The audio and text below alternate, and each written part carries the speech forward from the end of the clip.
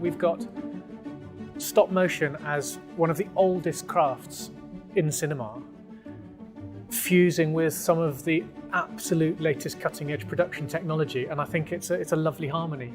And so we do use every toy in the toy box, that's for sure. The time it takes for us to actually make it probably is about a 5-year process.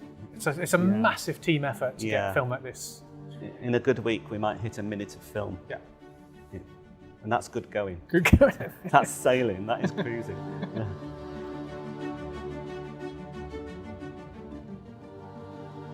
We hit the ground running in this film with, Wallace is an inventor, of course, but in this film, Wallace's inventions are really starting to get to Gromit, and they're starting to come between them in their relationship. Yeah.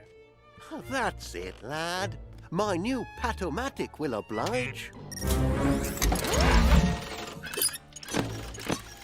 And if you think that's progress, wait till you see the next thing I'm working on. And there's just this idea that was, what if Wallace invented the smart gnome to help Gromit, and it's really because it just offered lots of potential for story and gags and drama and all the elements we're always after. When we set out on Vengeance Most Fowl, one of the key things we talked about was trying to make it in quite a traditional way so that it reflected how we would have maybe made Wrong Trousers, because there's already that link in the story. But at Aardman, we've done a lot of films now since Wrong Trousers and tried lots of different techniques. And I feel like we've had an opportunity on Vengeance Most Fowl to choose the best pieces of all those other films and try and bring them together. No matter how big it's got and how much more complicated things may be, we've really tried to maintain on this production that initial feeling we used to have on the Wrong Trousers. Unfortunately, I think we've done incredibly well in keeping that all together, as well as adding extra effects that we can do digitally. But keeping that spirit alive has always been a major point for me. Cracking toast, Gromit. Part and parcel of the process that we have in animation, though, we problem solve ahead by storyboarding. So once you have the script, the directors then take that and put it into an animatic, which is really detailed. It's effectively the film in sort of like a hand-drawn version. We do a rough soundtrack with our scratch voices on it and scratch music, and just to get a feel for the shape of everything. We're effectively making the film before we start filming because we can't afford to do more takes, That information gets locked down, and it's a template for the film. And all of the different teams that need to get involved to make the film can start looking at the animatic. And so the art department will start to know, oh, we need wide vistas, we need interior shots, we need certain props and elements to build this location. It's not in the film much, but I do love the interior of the submarine. It's a beautiful little set piece, and we're only there fleetingly, but the care and attention and detail is absolutely exquisite. Stop motion sets have a whole load of different things we have to design in. So right from the beginning in mock-up stage, we've planned how this set is going to come apart so that we can get animators in there. Well, I think Matt Perry and the art team, they're always thinking about efficient ways to do things. So here in this scene, we've got the Norbots who are all busy in the background working away in the sub. And then when we come to shoot it, we will start taking bits apart. We'll quite often shoot one side, then another, and then the ones at the back, and they'll all be put together in layers. But it does allow the animator just to focus a bit more on that key performance. So yes, the sort of modular way it's made is really helpful for us. Then the puppets that go in it. Which characters is it? How many characters is it? So the puppet department need to know, oh my goodness, we need 15 Norbots for that shot.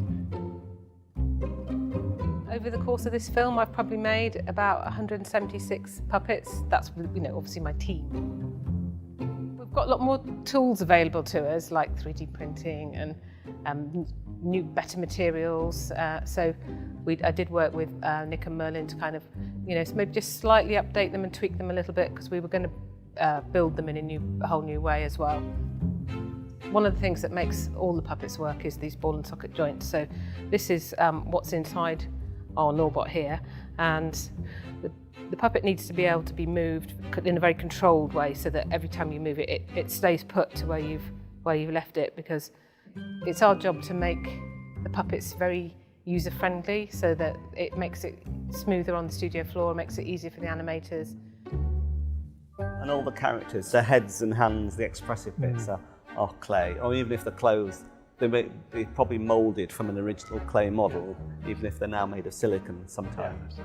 But to keep, that's also the heart and soul of Wallace and Gromit, that it remains, you know, authentic and handcrafted, handmade, handcrafted. Yeah.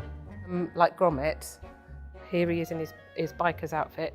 So we put in the fingerprints. So that would be the sculptor would do that, or sometimes it would be the mold maker as well might just put a few in, and then the animator would be then sculpting that on the set. So then they'd leave their fingerprints on it. There's such a tendency for some people to keep everything, try and smooth everything down and make it all perfect. And then we just have to say, no, keep it all thummy, as we say. Keep it thummy. And it makes it feel, I think, when you watch it, somehow it connects you with it. You know it's organic and it's real. Nick Park personally pushes one fingerprint into each puppet that's made before the film, and then the rest of the team work on top of that. That's not actually true. He does, I mean, Nick loves to get his hands on things, and so we have a few talking characters, and Wallace being the most famous of them. And his whole mouth set, in fact, was developed over years with Nick. And the mouth sets comprise of about sort of 12 to 16 different shapes, different phonetic shapes. But always the dialogue comes first, and that's the bit that then gets brought here, and we break it down into phonetic sounds. So the animators can then just listen through frame by frame and hear the specific shapes. I'm live outside the West Wallaby Street house of the evil inventor, Mr. Wallace. Evil? It's one of the great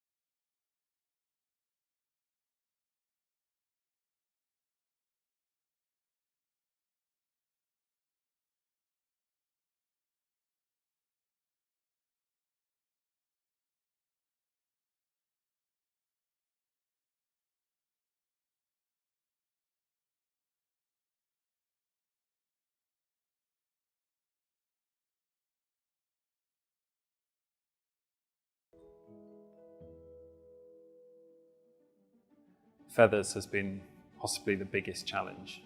you know, a character that's so iconic and has lived, you know, in people's memories for so long. People have been saying for a long time, oh, when are you going to bring back feathers, and never really found the right place for it. And this seemed like the perfect opportunity. Yeah. It was really to solve a big story issue, a story problem that we were having. With the original story was just about Wallace inventing these mechanical, like smart gnomes, and how they go wrong and cause trouble. But there was always a problem in like what's motivating them, and you know, where are they coming from, and so it was like a lightning strike, really. Part of like what makes him so amazing as a character is the fact that he's a penguin, he's a master criminal. He's disguised himself as a chicken with a rubber glove. Like, it's all so bonkers that he shouldn't be villainous, but the way Nick sort of has created that character, and Merlin, maybe it's like the lack of pupils, the sort of cold, dead eyes. They're not dead, they've even got like a sparkling, like, you know he's thinking, and that comes across in the animation. Of course, when we first see him in this film, we can switch into our sort of film noir mode. I mean, when we first see him in the prison there. Where he's incarcerated in the penguin enclosure. It's beautiful.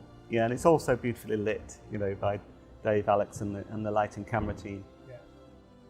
I mean, I love lighting the penguin. I mean, it's such a simple shape. And basically, you want to light that inner darkness. And say in the prison there, I've just used the moonlight, blue moonlight on one side, and a yellow candle light flickering on the other side, which helps create, it gets the shape of the penguin. But then is the eyes, those beautiful eyes, which are little beads really.